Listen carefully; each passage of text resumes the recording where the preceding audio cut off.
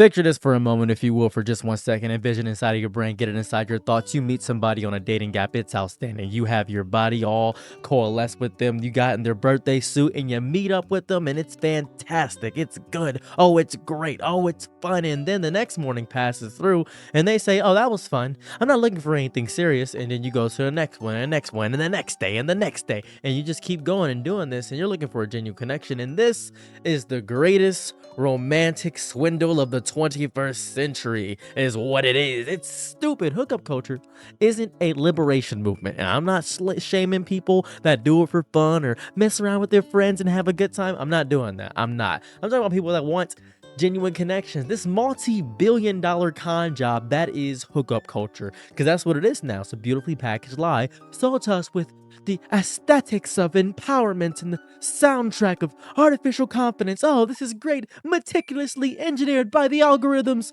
that profit every single time we choose the fleeting dopamine hit of a swipe over the vulnerable, messy, great, imaginative work of an actual conversation having with somebody. Ever considered that? We're sold this story that we're free like the slaves, free, I say, free. And then there's this endless catalog of potential partners. It's the ultimate expression of choice. There's millions of them. Oh my God, this is the age of emotional and sexual exploration. But the fine print, we don't read that, do we? We don't read the terms and conditions anytime we open our phone. We don't do that. Never. The part they never include in the trendy Instagram infographic is that freedom without genuine intimacy is just loneliness. With a much better ad campaign, honestly. Speaking of ads, by the way, actually, let's go ahead and get my ad out the way. Hey, you actually stuck around for the ad? I'm so proud of you. Let me tell you what I'm pitching to you real fast. Here's something you can do when you're bored. Playing games and getting paid for it. If you hit the link in the description or scan the QR code on the screen right now, you see that popping up right there? Look at that. It's so cool. It's so convenient. You can sign up to freecash.com and start right away. Now, I know your inclination to say this is a scam, but I assure you, I tried it myself. I thought it was a scam myself. Actually, I did actually try it out and actually worked. I didn't expect to actually get paid, but I'm getting moolah, baby. It's simple. Create an account with your email and password. It takes seconds. Literal seconds. Inside, you'll see a wall of games, a bevy of things, and offers. Pick one you actually enjoy, play through levels, and cash land straight into your free cash account. It's like turning your downtime into a side hustle without even noticing. Some people pull in $10 to $20 a day, but I've seen reports of much more moolah, Mr. Krabs. I've seen Scrooge McDuck numbers, and you can do this all while laying in your bedroom playing games on your phone. All they ask of you is that you spend your time playing the video games. They just want your time. Now, you could spend a little bucks in-game to hit levels faster, which lets you unlock the bigger offers and payouts because you gotta hit the levels to get bigger payouts. That's how some users end up earning hundreds, even $500 or more on certain offers. It's crazy, but you don't have to spend anything. You can just stick to the free levels like I did and still cash out. The whole point is that instead of just sitting there scrolling endlessly through TikTok or Instagram Reels or YouTube Shorts or whatever, you're playing and earning at the same time. When it's time to cash out, you got options. You want to hit up PayPal, you want some gift cards, you can do whatever you want to. It's your decision. It's your world. I'm just living in it. So if you're curious, hit the link in my description or scan the code that's been on screen the entire time. You can just scan the code right there. You have the ability to just screen capture, scan the code, click the description. Make sure you do it through me, guys. Sign up for my link because I'm broke, guys. I'm doing this for the money, man. I got my family locked up. I beg you, please start playing for cash in your spare time. And when you use my link or QR code, you'll get a $5 bonus to get things right off. So go ahead and get the free cash right now. Freecash.com and 0CV. You're not responsible for any bodily harm, any extra harm, anybody getting destroyed, anybody getting hit with a meteor, anybody getting hit with a natural disaster, anybody getting hit with the power of God, anybody with God's wrath, any thunder striking your body, anybody that actually has kids because of this, anybody that gains thousands of dollars, they do not use that in order to attack me or strike me and send drones to my house to destroy my entire body. I appreciate it. That'd be lovely. Thank you. I would appreciate it a lot. And if you could enjoy this, just use my link in the description. Like I said before, use the QR code. Go ahead and do that. Everything's bye. Okay, back to whatever I was talking about before. Nobody tells you that casual can lead to permanent scars, that a connection built on the premise of its own disposability can still paradoxically break something fundamental inside you. It can break something, man. It can make something hurt when it inevitably shatters. It will shatter. You were never evolutionarily and psychologically designed to treat human beings like apps on a home screen. You weren't supposed to see someone's advertisement on a dating app and say, oh yeah, these are the best qualities, these are the best traits, I'm gonna go ahead and pick through and decide based on that, because what is dating apps really? What is it? It is simply you deciding and looking through and filtering all these different profiles that are perfectly curated and picked out based on things they decided. Humans are not supposed to be something you download for a specific utility. Use until boredom or a minor inconvenience sets in, then you delete that person without a second thought, only to re-download that person in a moment of late night weakness. Come on back over, you forgot your shoes here, let's get crazy, and then delete again in a fit of self-loathing when you realize you've accidentally caught feelings. Oh, this is bad. This is supposed to punish emotional investment. We've cultivated this terrifying, dehumanizing idea that people are entirely disposable. Disposable. It's making me twitch up. It's making me clutch at myself. Oh my goodness, they're disposable. You can just get rid of people, toss them in a recycling bin. You can't do that. That if someone doesn't entertain you within 0.3 seconds of matching, oh wait, we gotta get rid of them. This is insane. I can't find them. I can't find them in 0.3 seconds. They're supposed to be like a TikTok reel, 30 seconds, show me who you are, and I can't find you with that. If their tech response isn't perfectly calibrated, flirtation, oh, what is this? You don't have my exact aesthetic immediately? Well, I'll find somebody, it's fine. Because there are literally 1,000 more profiles just a thumb flick away. We are drowning in a sea of infinite options, and yet we are dying of thirst in the middle of the ocean. How is that even possible? How is that even humanly possible? Surrounded by water, we are terrified to drink because we're constantly told that fresher, more cooler stream is just one more swipe away. Don't worry, don't drink from this water. This is worthless. Doesn't make any sense. Having limited options back in the day. Remember back in the day? You guys remember? Oh, you guys remember? It wasn't a curse. It was a hidden curriculum in intimacy. It's how it operated. You knew the people in your town, your school, your inner circle, your social circle. You knew these people. You dated someone you sat next to in chemistry class, whose family your family knew. You grew alongside them. You learned the profound virtue of patience because you couldn't just ghost and replace them with a stranger. You made mistakes, awkward, cringeworthy, human mistakes. Oh my God, they sucked. Remember that time in 3rd grade? Man, that sucks for you, doesn't it? Oh my God, I do. We all remember it. We're all thinking about it every day. And I hope you go to bed tonight thinking about that thing you did back in the day. There goes some trauma for you. Just boom, toss it on you. Pow, spice, trauma. Ah, it was beautiful. We all make human mistakes though. And then it was in front of someone who was going to see you in the hallway the next day anyway, forcing you to learn the art of, guess what? Apology, forgiveness. Navigating social friction, it forced you to learn. There was no digital profile to meticulously curate, no algorithm to hide your flaws behind a gallery of filtered photos. You were just a person interacting with, you guessed it, oh, what are the odds? Another person. And all your unedited, glorious imperfection. That's the beauty of it. That was the amazement of it. That's what it was. But now, it is not. We have been conditioned to date like we're browsing an Amazon warehouse. We ghost because it is the path of least resistance. The default setting in a world that is rebranded basic human decency as needy. Oh, you're needy. I don't want to be around you. We engage in physical intimacy, then flee in the morning. Just get up out of there. We don't want to be a part of this. Get on up out of there. That's ridiculous. As if love were a contagious disease we must avoid at all costs. But the real pandemic, this is the Plymouth Rock landed on COVID. The real pandemic. The true sickness rotting away at our collective spirit is this profound, technologically enabled disconnection. A disconnection. The real disease is the collective performative pretense that this is fine, this is healthy, this is progress. It is a grand, tragic farce to believe that giving your body to someone while keeping your heart barricaded behind 13 layers of emotional armor and ironic detachment is somehow a sign of being cool and evolved. I'm cool. It's not cool. It is spiritual crippling. That's what it is. It's spiritually messing up your stomach and tummy put together. That's a stomach. It's a defense mechanism that has become so normalized we've forgotten what it's like to walk around without a limp. You ever feel that?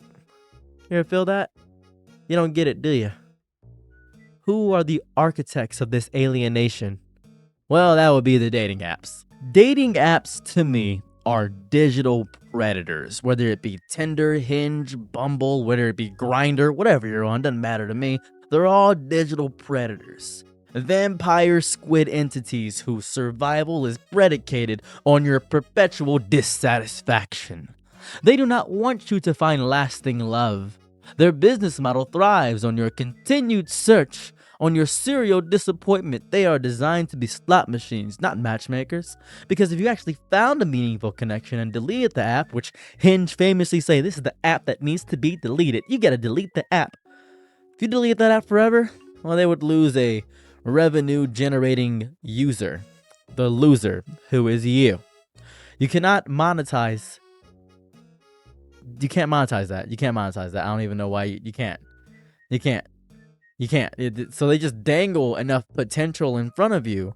Oh, look at that, a promising match. Unlock this to see your potential matches. This is pretty cool. Here goes a flattering message. We actually made a bunch of AI bots to talk to you and say they're going to meet up with you, but then delete when you actually bring it up. We're going to keep you hooked, keep you hungry. They sell you the beautiful, shimmering illusion of connection while stripping away any architecture that could lead to genuine, inconvenient, demanding commitment, because that's a lot of what commitment is. Very inconvenient. What are you actually swiping for? No, you're not swiping for love, because obviously you're not swiping for love. You have looked at a perfectly curated profile. That profile that they decide themselves. They decide the best parts of their life. You don't get to see the hard parts immediately. You are literally judging a book by its cover. That is exactly what you're doing. You're swiping for a hit of attention, for the novelty of a new face, for the cheap, fast-acting dopamine that lasts for roughly three messages, magic Mike messages before the conversation fills out and dies. And then it joins the digital graveyard of every other lifeless match in your history. You are not building a relationship, you are curating a museum of dead-end interactions. And then you stand in the middle of this mausoleum. That's right, a mausoleum, wondering why you feel so numb. Why your body has been touched by so many hands, but your soul feels more untouched and isolated than ever before. Is that not depressing? Common question I get all the time is, how do you stay committed to a singular thing? I think we as a society have collectively lost and are no longer teaching. We don't have the ability to teach the ancient, the esoteric, difficult art of just staying, of working through the inevitable discomfort that comes when two real, flawed human beings try to merge their lives. Because that's what happens. You gotta admit when you're terrified, being vulnerable enough to say, this hurts, but you're worth the hurt. And still showing up the next day. Hookup culture's central tenet is to bail, to run, and to disconnect at the very first sign of realness. And then we have the audacity to scratch our heads and wonder, as a society, why are we in the grips of a catastrophic loneliness epidemic? Because being physically touched by someone who does not know you, who has not earned the map to your inner world, is just another, more intimate form of emptiness. We have somehow, I don't know how, confused this emotional numbness, this calculated emotional numbness, for a form of strength that is in fact a profound weakness. We are systematically breeding a generation of people who have a biological, soul deep craving for connection, but are pathologically terrified of actual closeness. We want desperately to be held, but have been taught that being vulnerable is the ultimate sin. Where? I don't catch feelings, bro. I don't catch feelings, bro. Like it's a badge of honor, a social flex, when it is in reality just unprocessed trauma. That's it. And maybe it has some good branding and a catchy soundtrack to accompany all this extra stuff, but we have collectively convinced ourselves that emotional detachment is cool, that ghosting is a valid form of communication, that love itself is somehow cringe. We have constructed an entire cultural ecosystem, complete with its own language and rituals, to reinforce this mindset, this pathology, this idealism of being forever alone, as if it makes you some tragic poet when you are not. You're not. You're not. Hey, best buddy. You ever notice the contradiction that we all live in, right? Everyone jokes, memes, and posts about wanting to find a soulmate, about craving a deep, meaningful love. Yet, almost no one is willing to do the one thing that required to actually achieve it. The one thing that's required. Take a real, unhinged, terrifying risk. No one does that. Ever. No one. I really do mean that. I do.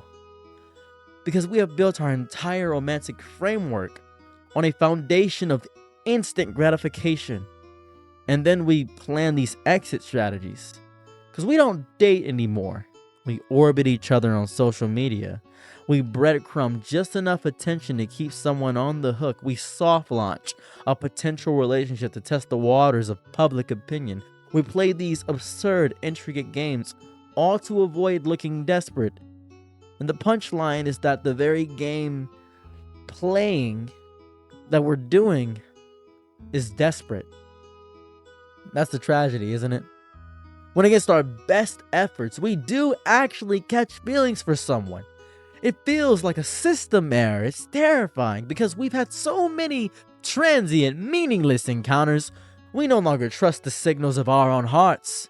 We trust nothing. Nothing. We treat genuine attraction like it's some glitch in the matrix, a bug to be patched.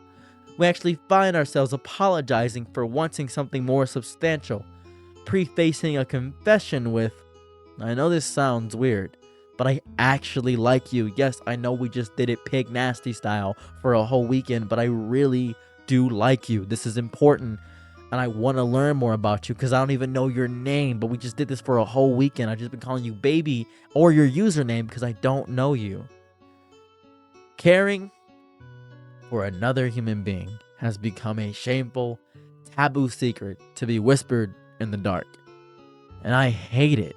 How is it somehow easier, less vulnerable, to get completely birthday suited all the way off with a stranger in a dimly lit room than it is to send a simple, honest text that says, "Hey, I like you"?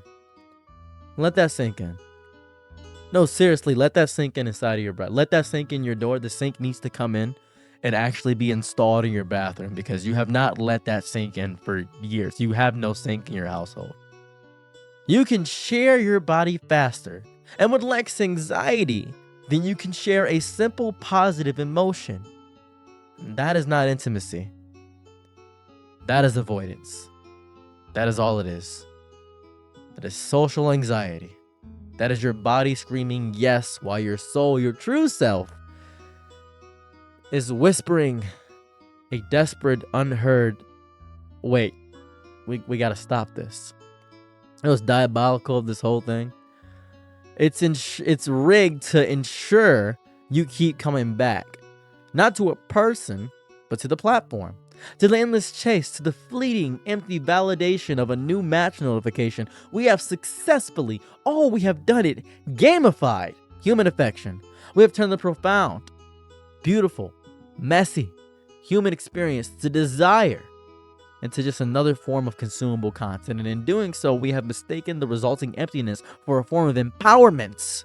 And every time I critique this, there's always somebody saying, "Well, you're just shaming people for doing what they want to do. You're just shaming people. Me and my 7 partners are having a great time. We're doing great. And yeah, I might have herpes, but we all have herpes." Let me be clear. It is not empowering to need the temporary attention and physical use of another person's body just to feel a fleeting sense of your own existence. That isn't strength. That's survival mode. That's what it is. And if you have a genuine deep connection with all these people and you're all in a beautiful polyamorous relationship, then guess what, buddy? That was gonna type that big paragraph on this video. I'm not talking about you, am I? Right? Can we agree to that? That's cool. I feel like you're still typing, aren't you? Yeah, go ahead and just backspace that whole comment. Go ahead, thank you. I appreciate that. I sorry, I apologize. I feel like you felt like you were being called out. But I'm talking about specifically hookup culture. See, I know you want to be a part of the conversation real bad, so you're going to type something, but this is completely different. I just wanted you specifically to know that. You're non-binary? Nice nose piercing, by the way. Thank you.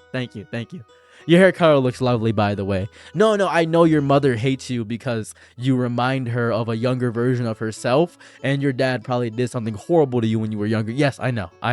You can trauma dump. Yes, go ahead. Thank you. We all know this now. This strangers on the internet is going to live rent-free in our heads forever with this. Thank you so much. Thank you. Appreciate you. Thank you. You are traumatized. Yes. You should get on some SSRIs. You should. Therapy.